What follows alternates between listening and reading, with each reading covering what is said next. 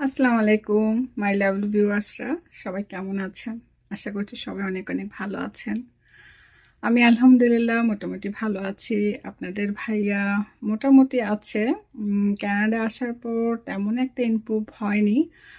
তবে আলহামদুলিল্লাহ বাচ্চাদের সাথে থাকার কারণে মেন্টালের দিক থেকে অনেকটাই ফ্রেশ হয়েছে। তবে শারীরিক দিক থেকে এখনও অনেকটাই দুর্বল।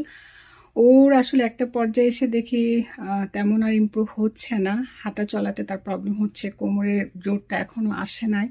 সেই কারণে তাকে সাপোর্ট দিতে হয়। মানে বসে থাকলে দেখা যায় সাপোর্ট দিয়ে যদি আমরা দাঁড় করিয়ে দিই, একটু মানে হাঁটাটা স্টার্ট করিয়ে দিই, তাহলে সেক্ষেত্রে সুন্দরভাবে সে অনেক সময় একটু হাঁটতে পারে। এটি আর কি। তারপর আলহামদুলিল্লাহ আল্লাহর কাছে হাজার হাজার শুক্রিয়া, আল্লাহর অশেষ রহমত, আপনাদের সবার দোয়ায় সে এখন এই পর্যায়ে আছে, আমাদের মাঝে সুস্থ সুন্দরভাবে আছে। এটা আমাদের কাছে সবচেয়ে বড় পাওয়া। আপনারা সবাই অনেক অনেক দোয়া করবেন যেন আপনাদের ভাইয়া আরও মানে খুব জলদি সুস্থ হয়ে যায়। তো ওর সবচেয়ে মেইন প্রবলেমটা হচ্ছে যে কথা মনে রাখতে পারে না। ব্রেন স্ট্রোকের পর থেকে তার এই সমস্যাটা মানে অনেক বেশি ছিল। এখন ও মানে অনেকটা ভালো হওয়ার পরও দেখা যায় এক পর্যায়ে মানে অনেক সময় কথা বলে শুনলে মনে হয় যে ভালো হয়ে গেছে, কিন্তু পরক্ষণে দেখি যে আর কথাটা মনে রাখতে পারে না। কিছু মানে দূর কথা বলে পুরো কথাটা ডেলিভারি দিতে পারে না। তো এটা একটা প্রবলেম। মাঝে মাঝে আমাদের বুঝতে কষ্ট হয়, অনেক সময় অনেক চেষ্টা করি বোঝার যে সে কী বলতে চাচ্ছে।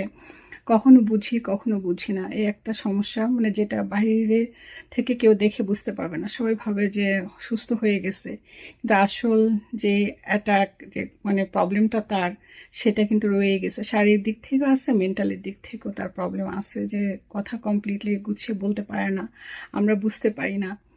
এটাই তো সবচেয়ে বড় প্রবলেম, তাই না? তারপর আলহামদুলিল্লাহ বলি, আল্লাহ ওকে ভালো করে দেখ। আপনাদের কাছে অনেক অনেক দোয়া চাই। এই আর কি। তা আপনাদের ভাইয়ার এই অবস্থা। আর আমরা তো এখন কানাডায় আছি বাচ্চাদের কাছে, আলহামদুলিল্লাহ ভালো দিন কাটছে বাচ্চাদের সাথে। সে ভিডিও আপনাদের সঙ্গে শেয়ার করছি। আপনাদের ভাইয়া যখন অসুস্থ ছিল তখন আপনাদের সঙ্গে ভিডিও শেয়ার করেছিলাম, তারপর অনেক দিন ভিডিও আপলোড দেওয়া হয়নি। আসলে জীবন মানে কষ্টের, শত দুঃখ কষ্ট নিয়েও আমি আপনাদের মাঝে হাসি মুখে বাঁচার চেষ্টা করি, বেঁচে থাকার চেষ্টা করি। সারাক্ষণ দুঃখ নিয়ে কিন্তু আসলে জীবন চলা অনেক কষ্ট। আর কারো দুঃখ কেউ বুঝে না।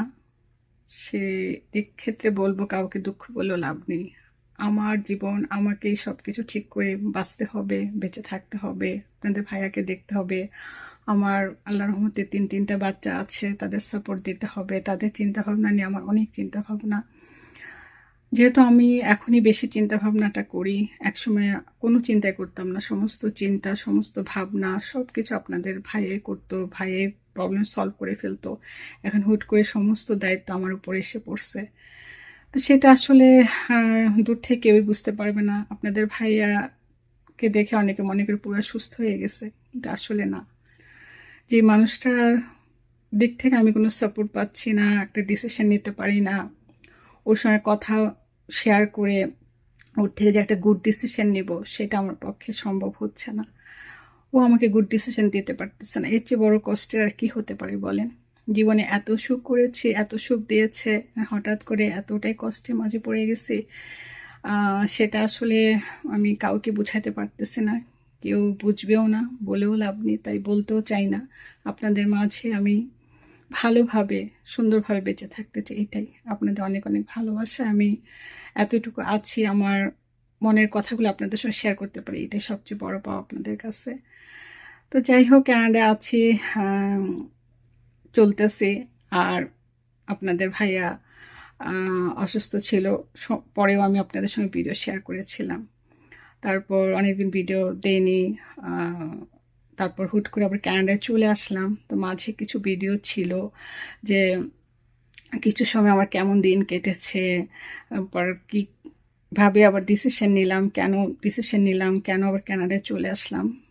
কিছু ভিডিও আমার মোবাইলে আছে, সেই ভিডিওগুলো আসলে আপনাদের সাথে শেয়ার করতে পারিনি। আমি কমপ্লিটলি গুছিয়ে আপনাদের কাছে যে প্রেজেন্ট করব, সেটা আমার পক্ষে সম্ভব হয়ে ওঠেনি, এতটাই ব্যস্ত ছিলাম, হুট করে চলে আসছি।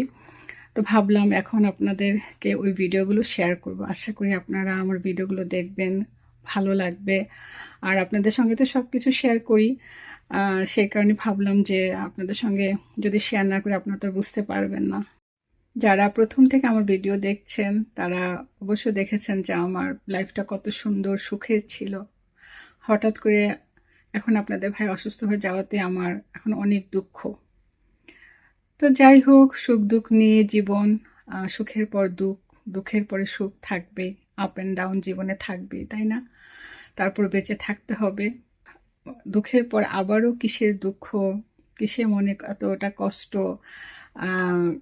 কি কি হয়েছে ক্যানাডা আসার আগে, আমি কিভাবে আবার ক্যানাডা আসলাম, এগুলি আপনাদের সঙ্গে এক এক করে শেয়ার করব। তো আশা করি আপনারা আমার সঙ্গেই থাকবেন।